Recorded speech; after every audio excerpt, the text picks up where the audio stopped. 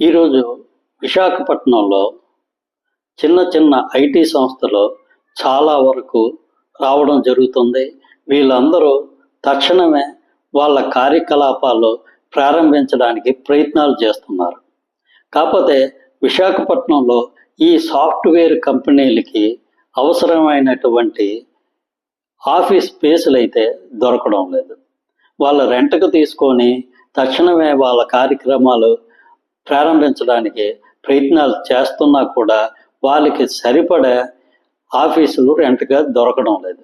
దీనితో ఈ ఐటీ కంపెనీల అధినేతలంతా రాష్ట్ర ప్రభుత్వాన్ని చాలా పూర్తి స్థాయిలో ఐటీ కంపెనీలకు అవసరమైన ఆఫీసులు లభించేటట్టు చూడాలని చెప్పి, ఒకవేళ ఆఫీసులు లభిస్తే మేము ఇమీడియట్గా వచ్చి ఇక్కడ మా కార్యకలాపాలని ప్రారంభిస్తామని చెప్పి ప్రభుత్వానికి చెప్పడం జరిగింది.